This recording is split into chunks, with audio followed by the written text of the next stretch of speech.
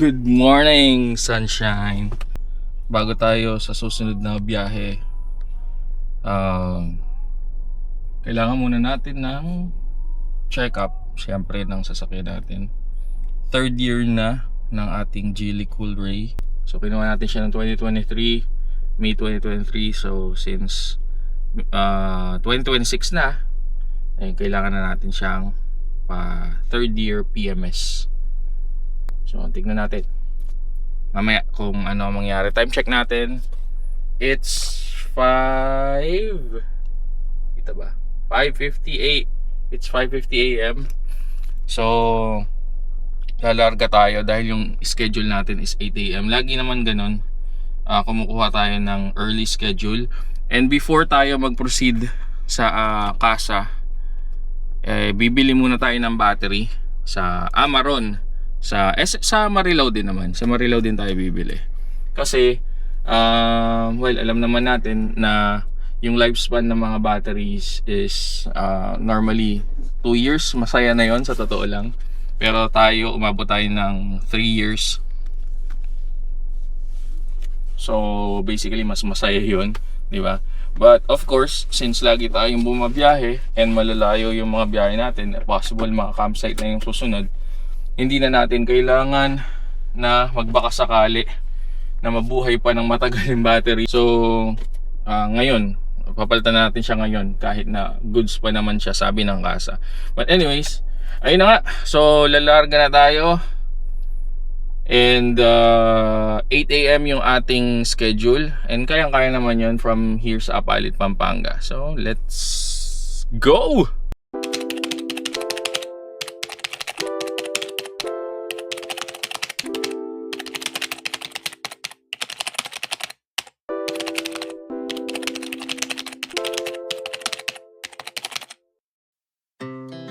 Our hearts beat to the city streets. We began to feel the fire. We rise like tall buildings as the chemicals, they take us higher. The night's young and it's just begun as she puts her hand in mine. We wanna chase the night, wanna dance to the light, pull the stars from the sky, just two hearts running wild. Never sleep, never stop, as we shout from the top. We're gonna be two hearts running wild.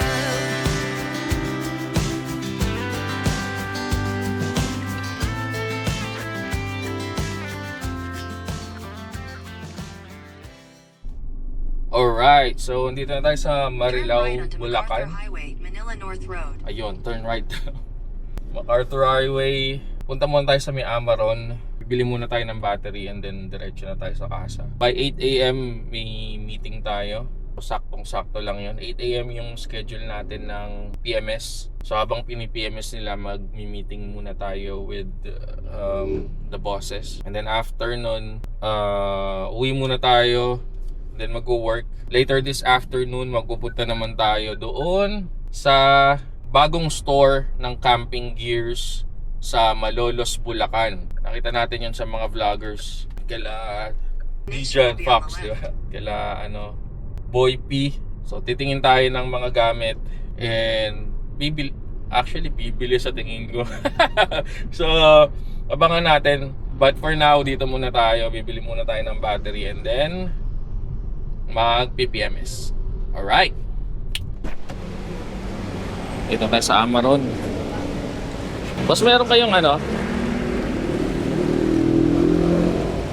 DIN 60 po. 60. Meron. Magkano po yun? Meron.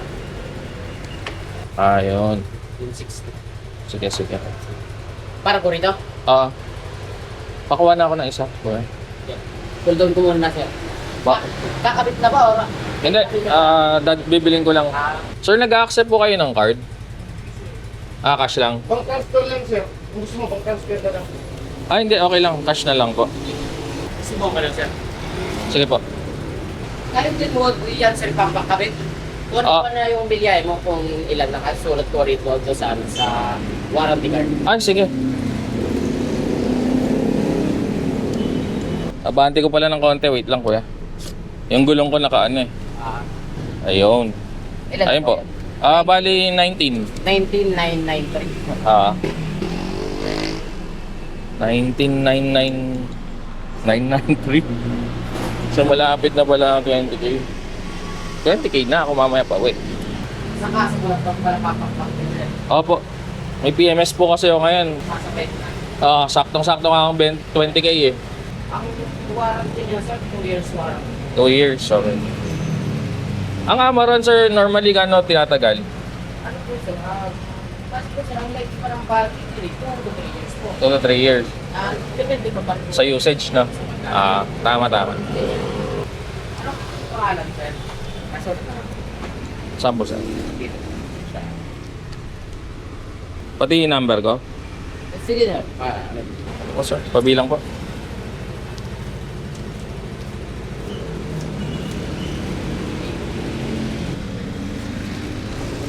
Dito na po sa likod. Dito na po. Apo. Okay, thank you. So, okay na yung battery natin. Nakabili na tayo. Punta naman tayo sa Geely para magpa-PMS. Wala mo 20,000 na, no? Sakto. Iba din. Okay. So, andito na tayo sa Geely. Geely Your destination is on the right. Marilao. Sabi lagay ko doon sa service station sa likod. Pero hindi ko alam kung saan yun sa likod. So dito muna ako sa harapan.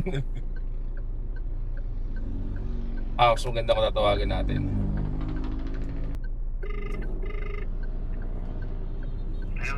Hello po sir. Good morning po. Ako po yung nakaschedule po today. Kaso hindi ko po alam kung saan po yung entrance ng service station. Saan na po kayo, sir? Nandito na po sa mismong harapan po. Ay, kahit ka na lang po, sir, pa-parking na lang sa harap, sir. Tapos, diretso na po kayo dito sa loob. Tapos, pa-assist na lang natin mapasok yung unit, sir. Okay, sige. Maraming salamat po. Okay po, sir.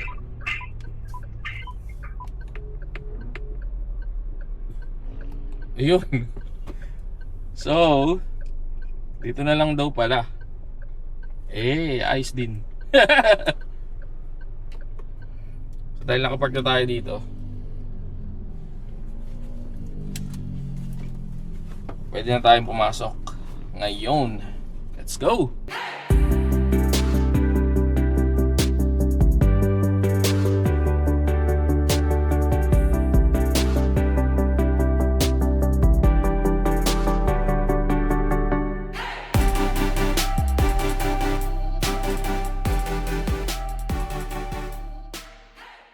Ito yung bago. Yes, blue. Yung bagong pickup. Solid radar. Geely radar. PHEV. Electric 4-wheel drive na pickup from Geely.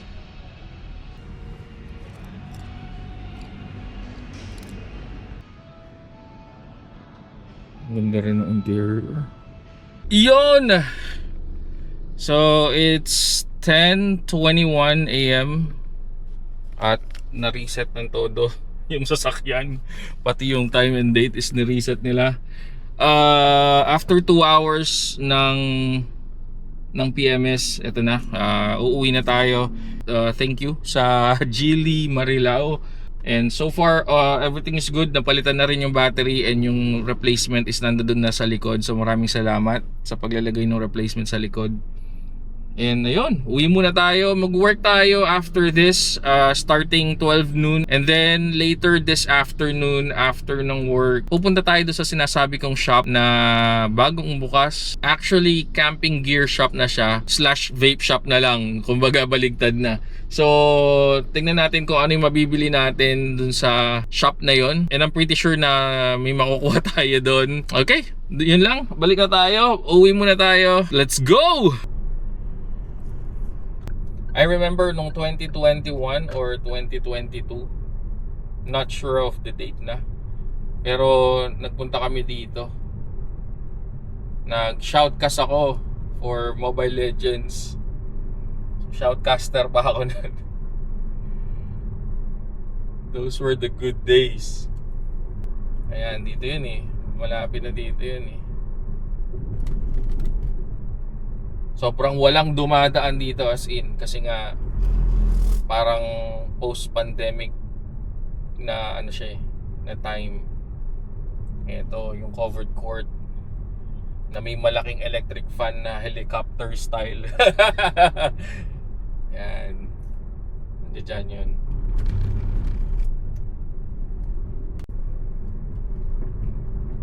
Alright, we're back in Kalumpit. Sobrang daming truck. Ba't doon pa sila nagpark?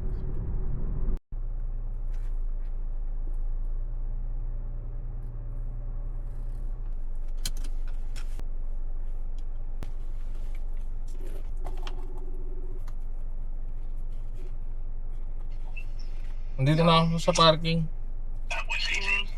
Ayusin ko muna rin kasi nag-reset dahil pinalitan yung baterya. Yung oras niya tsaka date oh. Pinalitan na yung battery. Oh, pati yung PSI napalitan lahat eh. So na-reset nun todo yung sasakyan. Kailangan kong i-update muna. Baka mamaya magloko pagka hindi ko in-update eh. Oh, sige.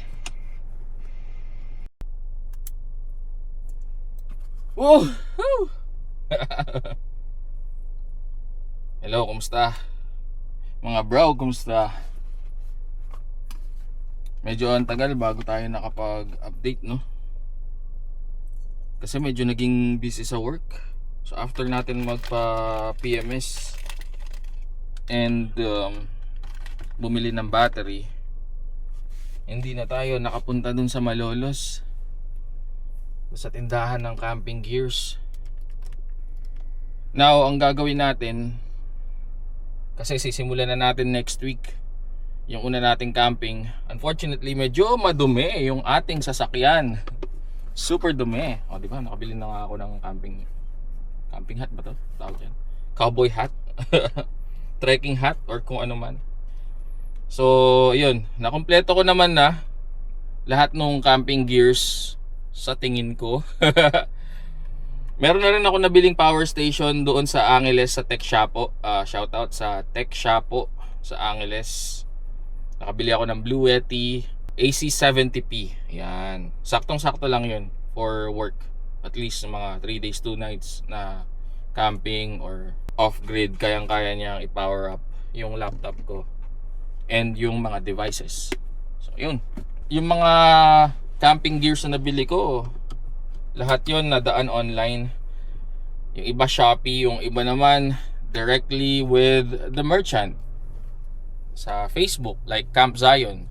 So dun tayo bumili. Oo. Kasi nga rush na eh, dahil gawa ng gusto ko nang mag-camping next week. Nakapagpagupit na nga rin ako eh. Titingnan natin kung ano ang kalalabasan natin sa unang camping, but first things first, kailangan maayos naman yung sasakyan natin. So papacar wash tayo ngayon. Yan, pasensya na sa mga baka sakaling may nag-abang ng upload natin weekly. Hindi tayo naka-upload for 2 weeks kasi nga yun, ang daming ginawa, and hinatid ko pa yung sister ko sa airport. Pero this time sisiguraduhin ko na magagawa ko na yung camping next week. Basta! Gusto kayo ba sa likod?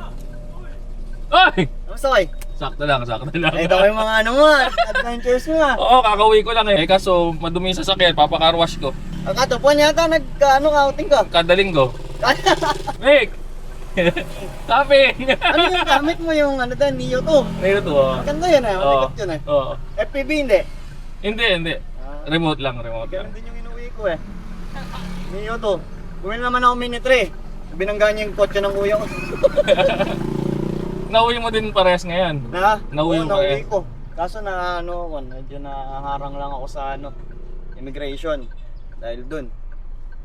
Ah, okay. Kasi maraming battery dala ko eh. 'Di ba? Pag fly combo.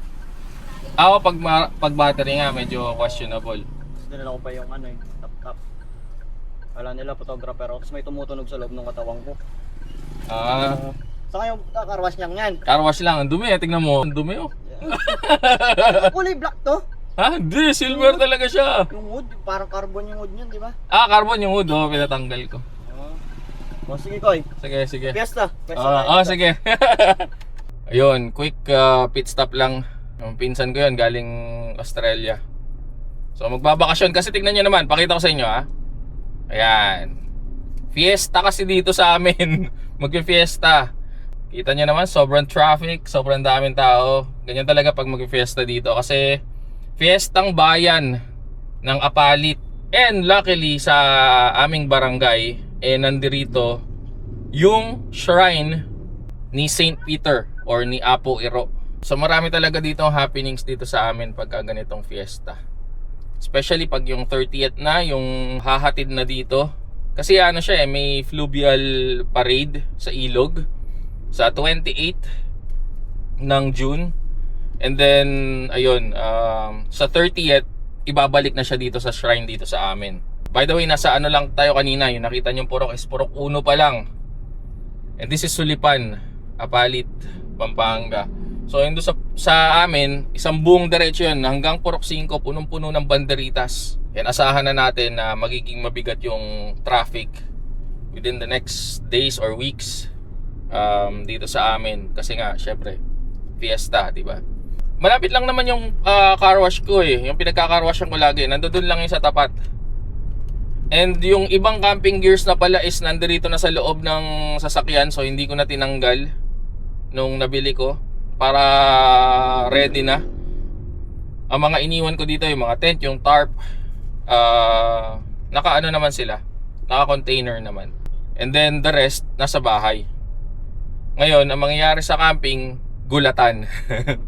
Kasi first time ko silang makikita or mabubuksan.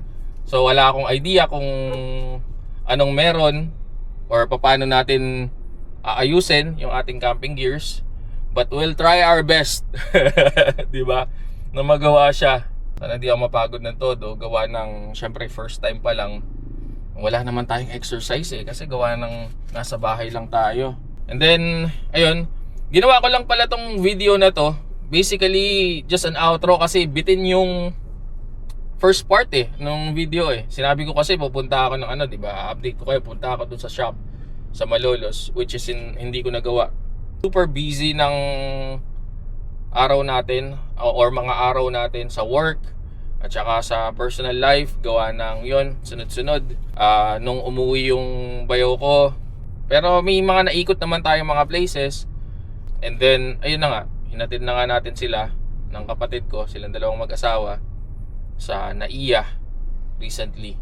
Tapos pasukan pa ng mga kids. So syempre, bili ng mga gamit. Yun nga, hindi ko nga na-vlog yun Although, kung titignan mo, kasama siya sa idea ng workation dad ventures, di ba? Yun yung mga adventure ng mga magulang, hindi lang ng tatay, no? Pagbili ng mga gamit, pagpunta sa mall, yan, ganyan. Checklist, kung ano yung makakalimutan mong bilhin. Halimbawa, namili ka na, nakalimutan mo pala yung ruler. Mga tipong ganun. Pero so far, goods naman. Nakompleto naman namin kasi nga, meron na kaming high school So sanay na kami sa idea ng pagbili ng mga gamit. And namili lang kami doon sa may Baliwag, sa may National Bookstore sa may Baliwag. So everything is complete naman doon sa area na yun. Ay, hindi pala. Hindi pala kami sa Baliwag ngayon namili. Sa National Bookstore sa may Vista Mall, Malolos. Doon pala kami namili ngayon. Kasi recently medyo maraming ginagawang kalsada doon sa Baliwag and sobrang traffic. So ayun na nga. Also to add up, yung power station na nabili natin nung nakaraan sa may gusto kong i-unbox. I'm not too sure if gusto nyong makita. Comment lang kayo dyan sa baba kung gusto nyong maglagay tayo ng very short review dun sa power station kung paano siya ginagamit, ano yung mga charging ano niya, yung capacities and everything. Tapos ayun, kung kaya ba niyang i-sustain yung power habang ako yung nagka-camping. Anyways, nandito na tayo sa car wash natin dito. Sana open siya dahil pag close siya, ako yung malulungkot. At open naman. Bossing!